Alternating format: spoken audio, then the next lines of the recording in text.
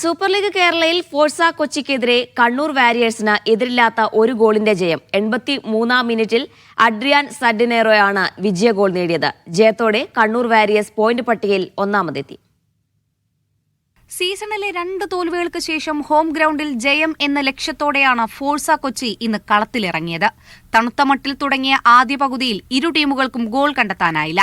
രണ്ടാം പകുതിയിൽ കണ്ണൂർ വാരിയേഴ്സ് ടീമിൽ 3 മാറ്റങ്ങൾ കൊണ്ടുവന്നതോടെ കളിയുടെ ഗതി തിരിഞ്ഞു. 83-ാം മിനിറ്റിൽ പകരക്കാരനായി എത്തിയ അഡ്രിയാൻ സഡിനേറോയിലൂടെ കണ്ണൂരിന് വിജയ ഗോൾ. അസിയർ ഗോമസാണ് ഗോളിന് വഴിയൊരുക്കിയത്. പകരക്കാരായി എത്തിയ ആസിഫും എബിൻദാസും മികച്ച പ്രകടനം കാഴ്ചവെച്ചത് രണ്ടാം പകുതിയിൽ കണ്ണൂരിന് കരുത്തായി. ഫോഴ്സ കൊച്ചിയും മാറ്റങ്ങൾ കൊണ്ടുവന്നെങ്കിലും ഗോൾ കണ്ടെത്താനായില്ല.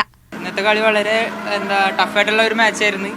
ഇപ്പോൾ എന്നെ സംബന്ധിച്ചിടത്തോളം ഞാൻ 2 മാച്ച് ഇഞ്ചറി ആയിരുന്നു. അപ്പോൾ ഇതെൻ്റെ ഫസ്റ്റ് കളിയാണ് സൂപ്പർ ലീഗിൽ. അപ്പോൾ അത് വിന്ന് കിട്ടിയതിൽ 3 പോയിന്റ്സ് കിട്ടിയതിൽ വളരെ സന്തോഷമുണ്ട്. അപ്പോൾ ഇത് ഇമ്പോർട്ടൻ്റ് പോയിന്റാണ് ഞങ്ങൾക്ക്. ഇപ്പോൾ ഫസ്റ്റായി ടേബിൾ ടോപ്പറായി. അപ്പോൾ ടീമും എല്ലാവരും വളരെ ഹാപ്പിയാണ്. ജയത്തോടെ 7 പോയിന്റുമായി കണ്ണൂർ വാരിയേഴ്സ് പോയിന്റ് പട്ടികയിൽ ഒന്നാമതെത്തി. തൃശൂർ മാജിക് FC ആണ് 2ാം സ്ഥാനത്ത്.